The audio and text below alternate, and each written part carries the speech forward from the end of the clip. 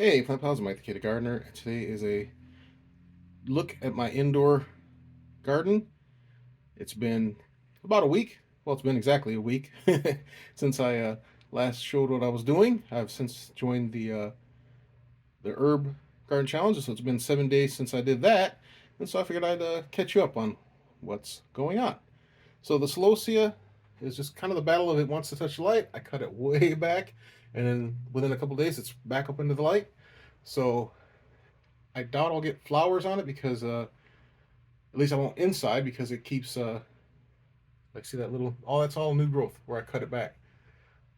But you know what? I'm gonna probably keep doing that, and then when the time comes, I'm gonna put it outside, let it do its thing, so I have a head start on spring that way.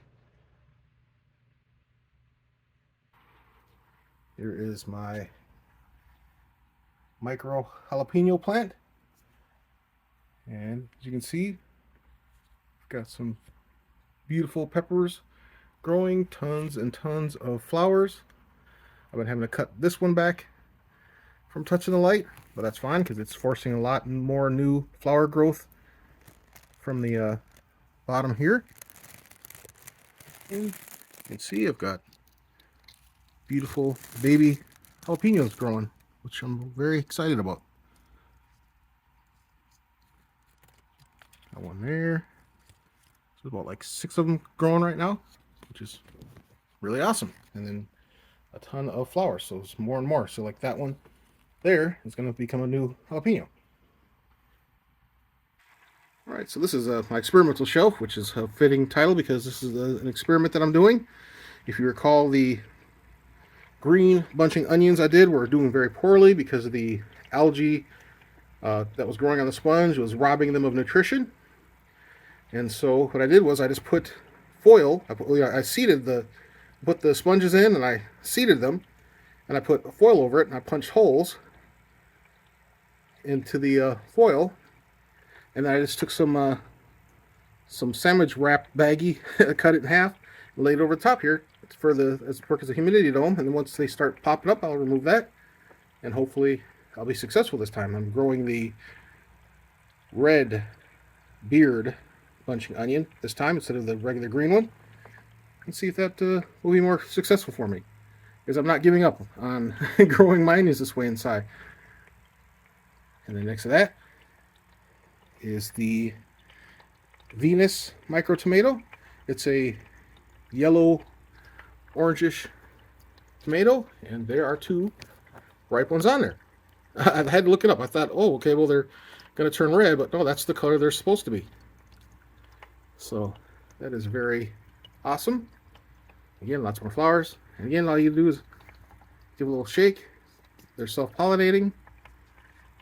So if you tap the flower, the pollen will fall down and you'll get tomatoes. You don't need to go crazy with them or use a toothbrush or anything. So this one is starting to ripen up. Now this one will be a red.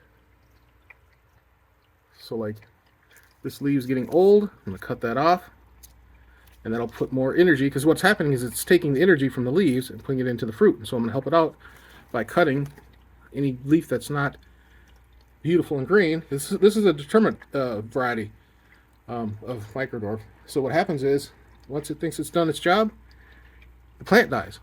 And to prevent that is what I'm going to do is I'm going to take all the excess leaves off of it, and then once I, like, say this cluster here ripens, I'm going to cut it.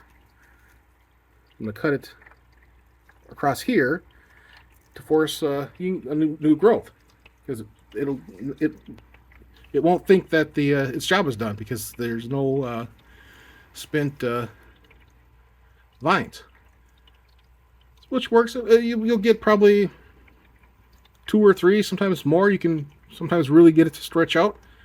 I kept one variety alive for 4 years.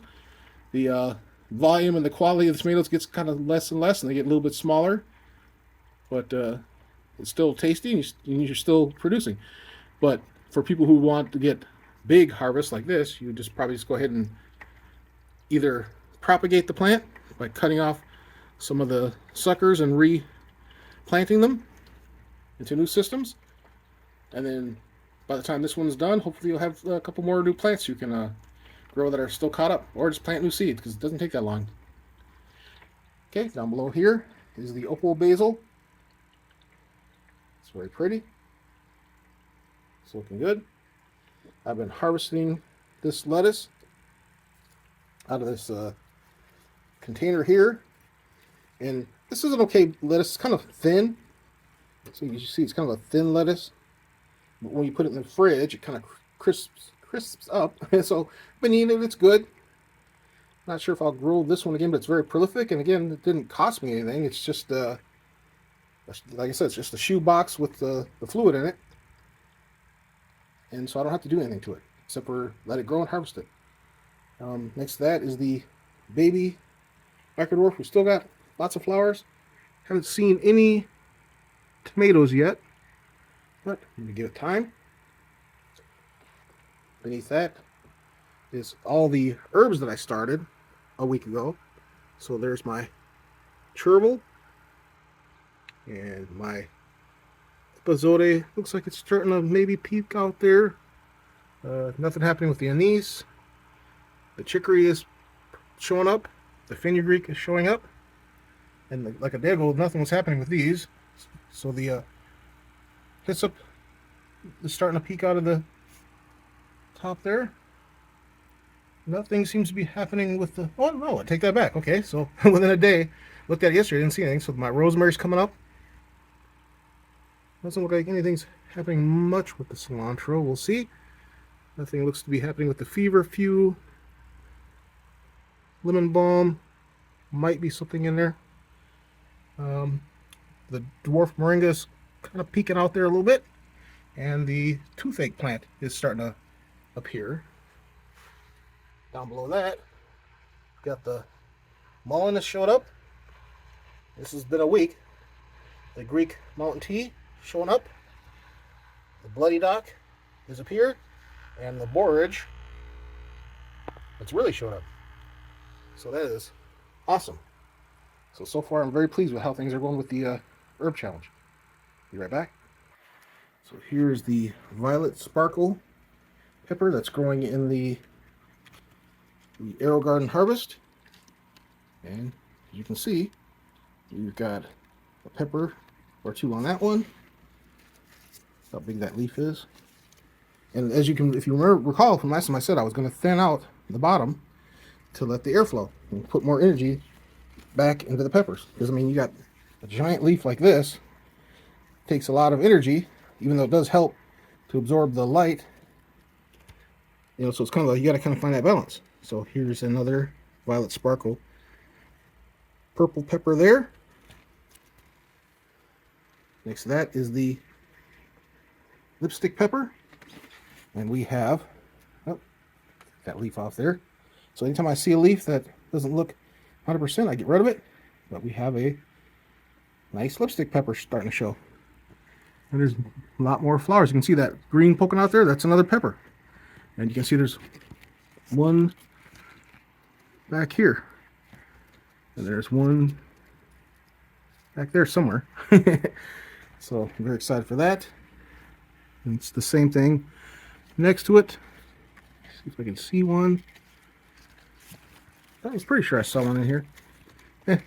We'll see. But usually once the lipstick pepper starts going, it really takes off. And then of course here's the other violet sparkle. And again, we've got a couple peppers, really pretty there. It's like 3 of them. The brown jalapeno keeps growing up into the light. I keep having to cut it back. But what I do is I'll cut it where the leaf is and leave the peppers on there because it should grow the peppers downward. You can see we've got some brown jalapenos growing on there. And then the other violet sparkle. Didn't really see anything happening there, so we'll see. Again, I'm in no rush. I just started these. So I've got plenty of time. Be right back. Here's the area that I was calling the food herbs. And again, I started these a week ago. There's the sage and the tarragon. And you can see that there is sage here and some tarragon appearing back there. So that's pretty successful. This one is the dill and oregano. And you can see the dill is already at the top of the shot glass cup. So I can go ahead and take that off. So above me, not drop it. I'm going to take the other ones off too. And then there's your dill. So that's super exciting. See it there? That would be the oregano on the back. The dill was in front, the oregano on the back. This here we have the thyme in front here. And parsley. So yeah, so it looks like we're getting pretty much 100% happening, which is really cool. Here's the Mufka 12 pod that has the little Jim lettuce. And as you can see, I've got tons and tons of lettuce here. I've been harvesting off that, taking the outer ones, leaving the inner ones, and it's been using like every couple days. I got to refill it. It uses like a gallon of water every couple days because it's producing a ton of crisp, delicious lettuce. Now this lettuce I really like. It's really tasty. Next to that is supposed to be the Vilma micro tomato. And I've seen people grow it, and it's very tiny in pots. I think this is the wrong seeds. And I got this from a company that's supposed to specialize in micro dwarf tomatoes. And it looks like the guy didn't do a great job. Because this, in no way, shape, or form, looks like a micro tomato to me, especially when it's up to the ceiling almost. But it is producing some flowers. So what I'll do is I'll just let them go and see how they turn out. Underneath the lettuce, I had the in-bloom system here. The light died on it. I'm not very happy with that. If the company wants to, and look at, you see the sticker kind of coming off there. I was really happy with this system. It grew me well, but I've only had it a year, and I only used it one time to grow fish peppers in. So for I use it basically 4 months, and the light's already dead on it. So I'm taking the another unit here, and just took because this one has a magnetic backing, so it doesn't need to be attached to the pump for the light to work. And so I'm just using this light for now until I swap over. I'm gonna put, these were my and I don't know if the lack of pump might be affecting it, but we'll see. This is the what do you call that? Stevia. So yeah, we'll see with that. I'll just might restart it in the other system. That's the whole thing about showing my successes, showing my failures. And plus, I'm going to lower this rack here because all I have is some diatomaceous earth here. I'm going to lower the rack almost to the floor so I can really let the stevia grow tall. I'm not going to bore you with every herb that's growing in here. This is my basil station, and pretty much every single basil is germinated. The sorrel back there has germinated. The amaranth looks like it's germinated. Oh yeah, it's amaranth right there. It's germinated well. The arugula is germinated, and the shisho, how can I say that? Is germinated. Above that is the Georgia candy roaster squash, and it's my pride and joy here. It's been growing and growing. I've been cutting a ton of leaves off to kind of let light through because it's blocking all the light. But it's up to the ceiling here. The girl back there, she perished because she didn't have a boy to pollinate her. Had to cut her off. Here's another girl here. Her flower's about to open, and I don't have any boys. Here's another girl.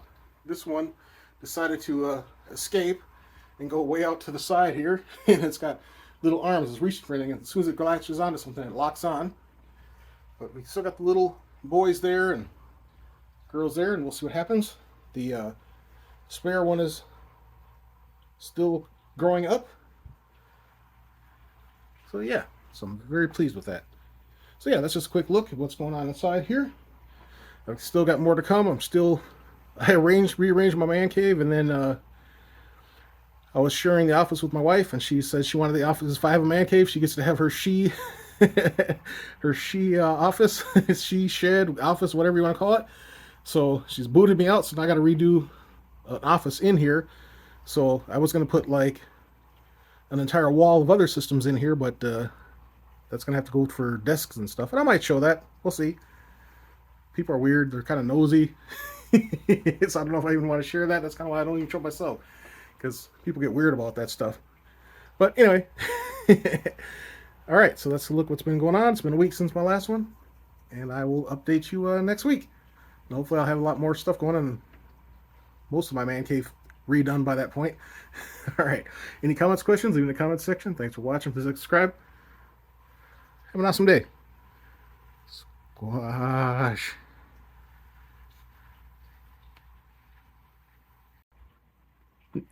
So literally an hour after I recorded, and if you recall, this vine was up there, and I heard the shuffling because it actually moved these clips. And I got up and I looked. This thing's already wrapped around my recording light thing here. That fast. Creepy. Look at this one. It's like, where are you going? Stop it.